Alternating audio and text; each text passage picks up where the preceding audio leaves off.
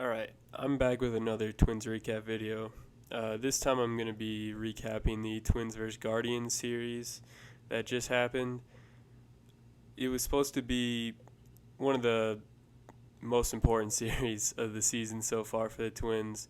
We had a 2-game lead over Cleveland going into this series and could have really extended our lead in the division with a good performance.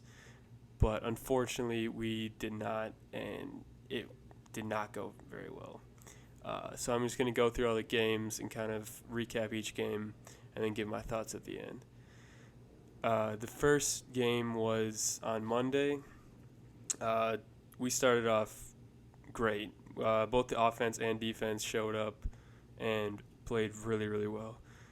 Sonny Gray threw 7 scoreless innings and only gave up 3 hits and 1 walk over the whole game. He's been great all year, and this was definitely one of his best performances as a Twin so far.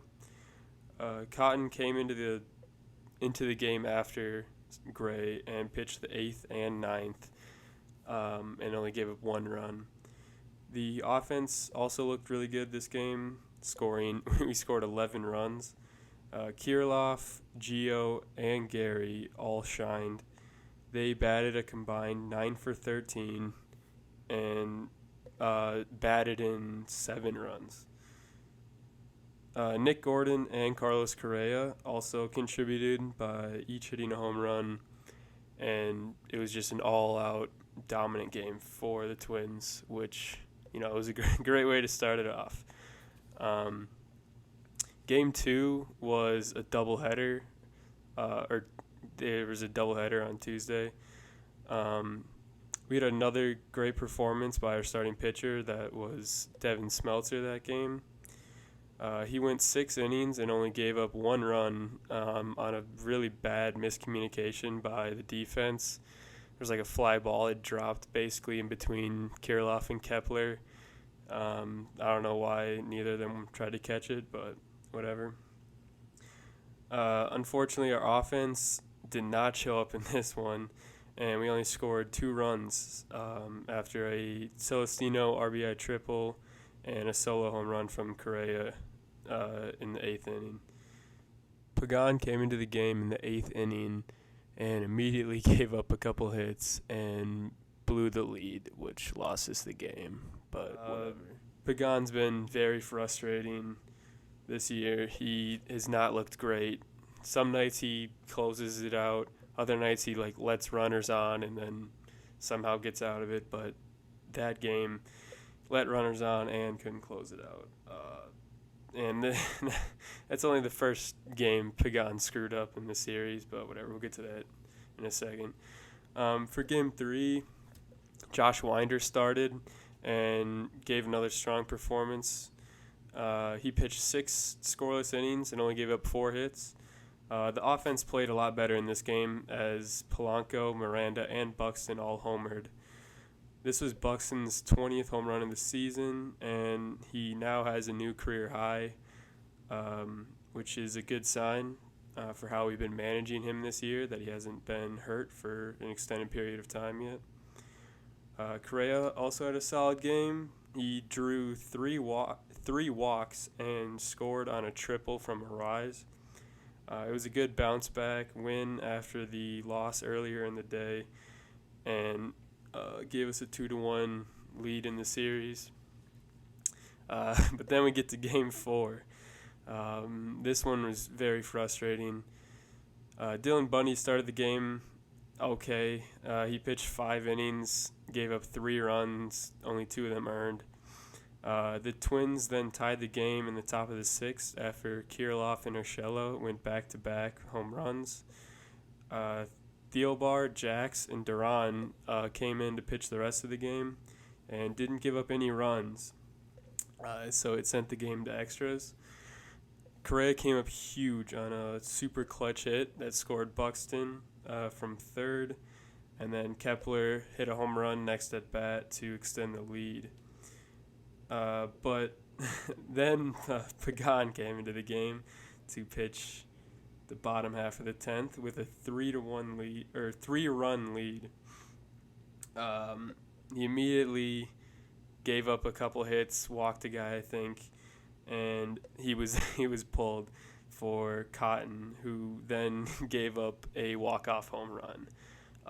It's extremely frustrating that our offense did what it should have been able to do to keep us in the game, but we just feel like our bullpen depth has not been there this year so far. But again, that we'll get more of that into Game 5 here. Chris Archer started Game 5 of the series. He only pitched 4 innings. He was having control problems or something. I think he walked like 6 batters somehow, but only gave up 1 run, which I guess it works, but it's not great for, we kind of need him to pitch his 5 innings because we don't want the bullpen to be out there for longer than they need to be. Jose Miranda hit a double with the bases loaded to score 3 runs in the third, but that ended up being it for the offense for the day. Cleveland ended up scoring 2 runs in the 8th to tie it, and then Tyler Thornburg came into the game and gave up a 2-run home run in the bottom of the 9th to end that one as well. So back-to-back nights of walk-off home runs from the bullpen after the offense should have done enough to win the game is extremely annoying. I don't even know what we can do at this point to, fix this. Losing Joe Smith, having him go to the IL was not ideal. He was usually a reliable arm. Hopefully we get him back soon. But something's up with Pagan. He's been horrible this series.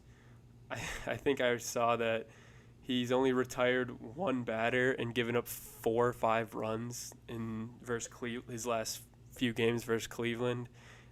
It's been horrible. So I don't know if there's even someone we can trade for at this point. But this series was an absolute disappointment. We definitely could have put ourselves in a much better spot if we wanted to win this division, but now I think the lead's down to 1 game, and it's just not a good mental, series to, to lose games on walk-off home runs is just absolute, blow to this mentality of the team and could probably, hurt us for the rest of the season. But whatever. Johnny Cueto also pitched on Tuesday. He got his 2nd win of the season versus the Angels. I think he gave up a home run to Trout and Ohtani in that game, but his offense actually came through and ended up scoring 10 or 11 runs.